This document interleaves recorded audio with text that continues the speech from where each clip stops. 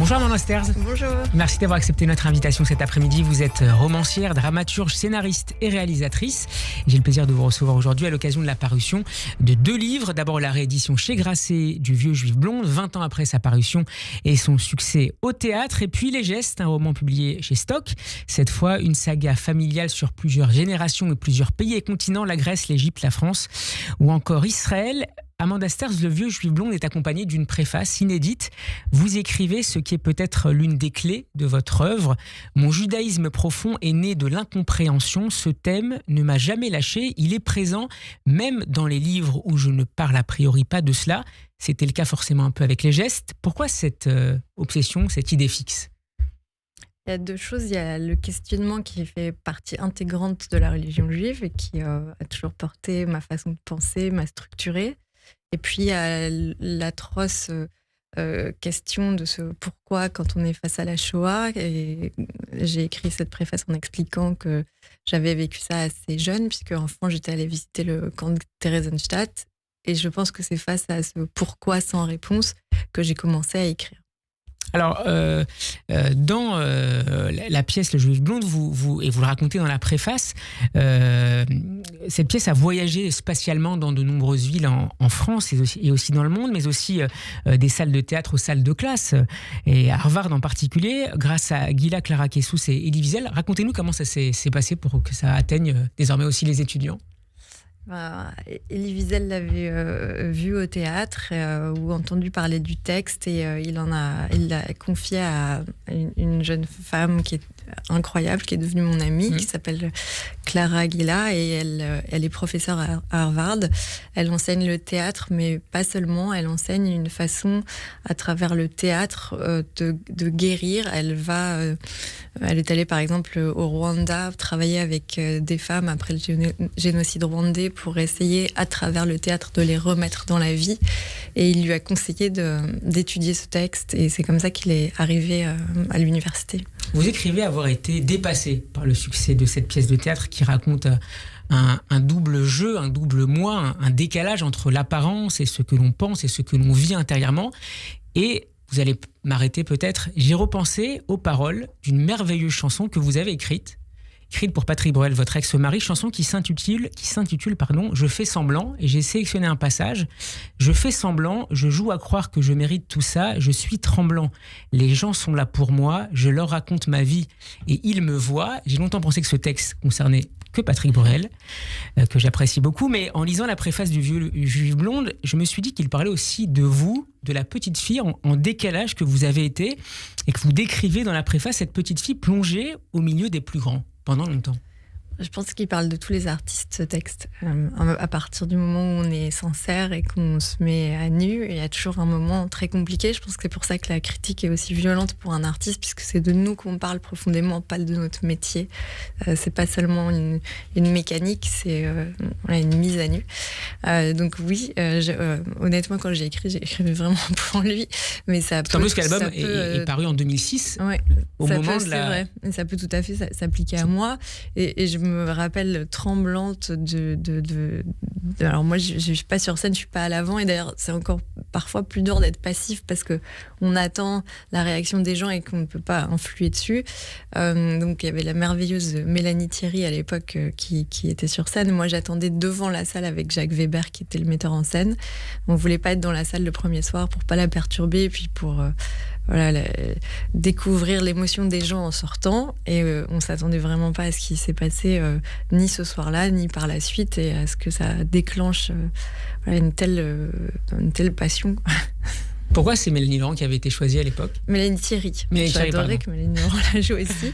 À l'époque, j'ai écrit pour Mélanie. J'ai rencontré Mélanie dans un ascenseur. On était à l'Olympia et je lui ai dit « Je vais écrire quelque chose pour vous ». Elle est arrivée en même temps que l'idée du texte. J'adorais cette comédienne. Et à l'époque, c'était pas du tout une évidence, ni de prendre Mélanie sur scène, ni ce titre, ni moi. C'était mon premier texte de théâtre. Il y a beaucoup de gens autour qui ont participé à ce succès, et notamment les gens qui m'ont vu, comme vous disiez, comme les paroles le disent.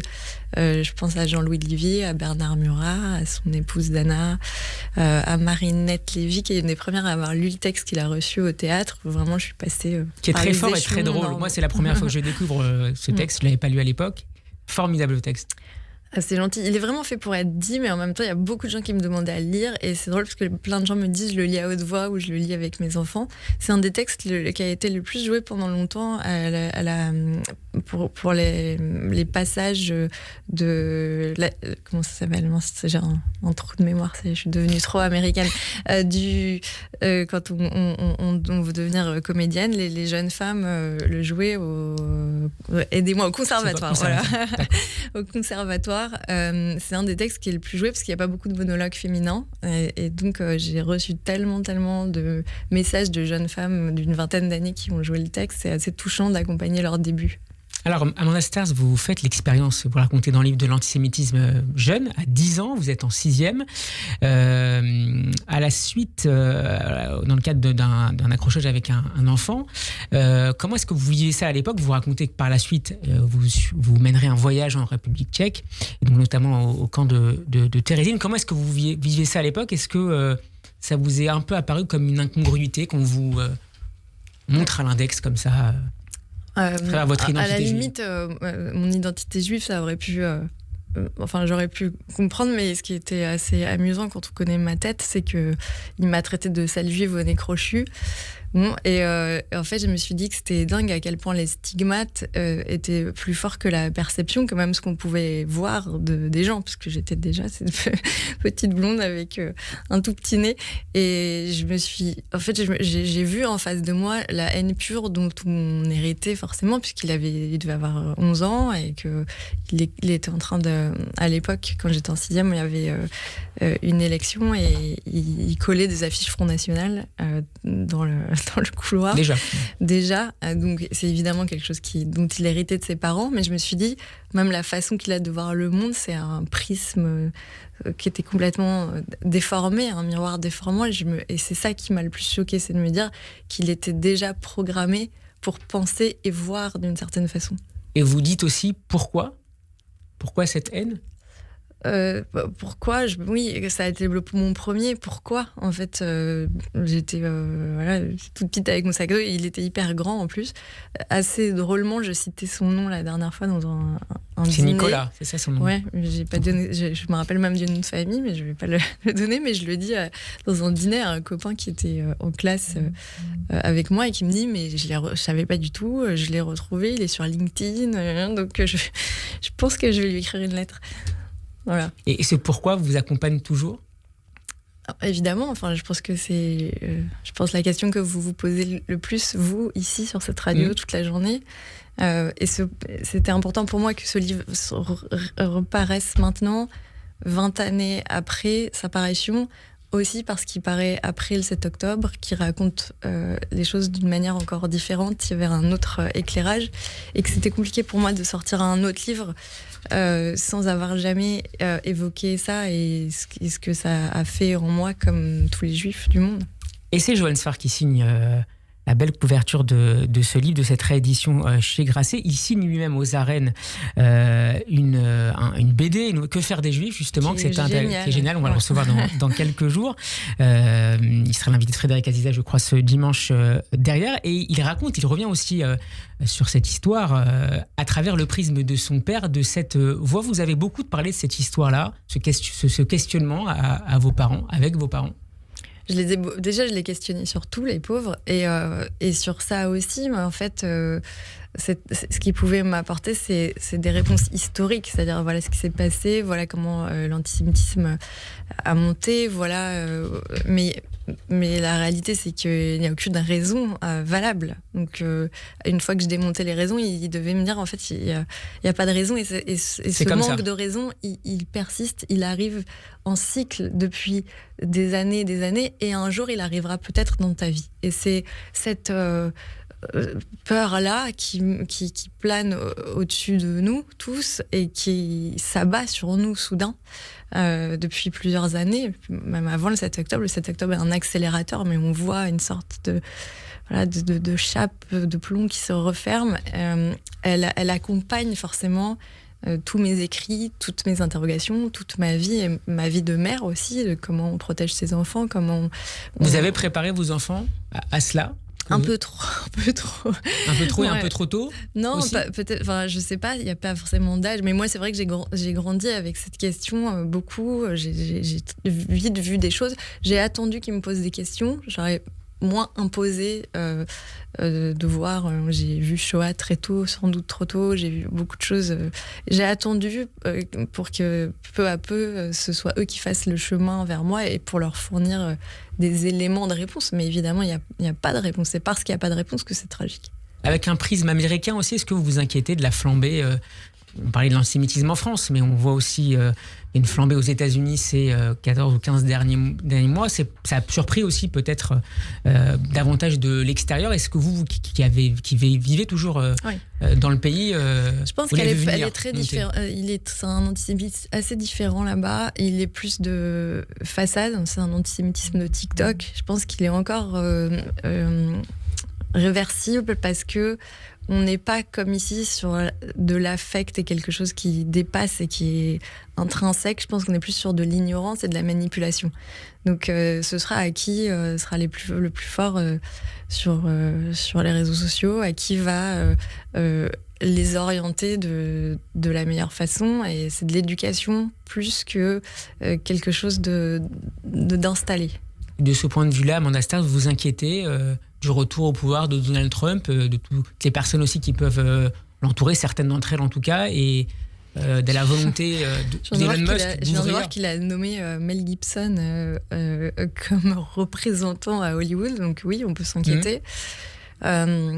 Honnêtement, il y avait personne qui me rassurait beaucoup à l'élection présidentielle américaine. Moi, je vote pas, je suis pas américaine, donc je pouvais regarder que de façon passive, ce qui est assez particulier quand on vit quelque part et qu'on ne peut pas participer démocratiquement. Mais oui, enfin, ce qui est inquiétant globalement, c'est le manque d'options remarquable qu'il y a un peu partout dans le monde. C'est-à-dire que je vois pas de dirigeants qui me donnent très envie. Je vois plus d'endroits où je me dis là on serait en sécurité. Et quand je dis je parle des gens humanistes, ouverts. Et il y a toujours une haine ou l'autre à choisir. Et moi je pense pas qu'il y ait une haine qui vaille mieux que l'autre. Qu'est-ce qu'a représenté pour vous la présentation de votre pièce au Théâtre de Jérusalem, de cette histoire qui parle au fond aussi d'exil? Alors malheureusement, je l'ai pas vue ce jour-là. Je sais qu'elle était là. C'était très émouvant pour moi que ça existe. En fait, quand une pièce voyage, c'est très touchant de se dire ça y est, il est 8h et quelqu'un joue ce texte loin de chez moi. En fait, l'idée que ça appartienne aux gens, alors que je pensais vraiment que ça allait jouer 10 fois. Le premier jour, j'ai acheté la moitié des tickets de la place pour les copains, parce que je me suis dit personne ne va venir voir ce texte. Déjà, personne ne voulait du titre. Mélanie n'avait pas du tout la notoriété qu'elle a aujourd'hui. Voilà, je m'attendais vraiment pas à ce succès. Ce qui m'a rassurée, ce qui m'a confortée dans ma vie d'artiste, c'est de me dire qu'il fallait toujours célébrer sa différence et son étrangeté. Et souvent, quand tout le monde me dit que j'ai tort, ou que c'est trop bizarre, ou que ce que j'écris en fait ne ressemble à rien, c'est là que je me réjouis le plus, et c'est souvent mes plus grands succès. On parlait de titre. Pourquoi ce titre, Les Gestes, pour votre dernier roman? C'est l'histoire d'une saga familiale, et je voulais la raconter par un angle un peu différent. Et un jour, en marchant devant mon reflet, je me suis rendu compte que je faisais un des gestes de mon père, et je me suis dit quelle belle façon de raconter une famille, puisque ce geste, il a dû l'emprunter à son père avant lui, et qui peut-être... C'était quoi comme geste, si c'est pas indiscret? C'est vraiment un geste anodin que vous pouvez même pas connaître, mais une façon de passer la main dans les cheveux. Et voilà, c'était un lien et la façon pour moi de raconter ce qu'était la transmission, celle dont on a conscience, mais aussi celle dont on hérite, non seulement les gestes qu'on fait et qu'on reproduit, mais aussi ceux qu'on ne fait pas, ceux qu'on attend, ceux qu'on espère.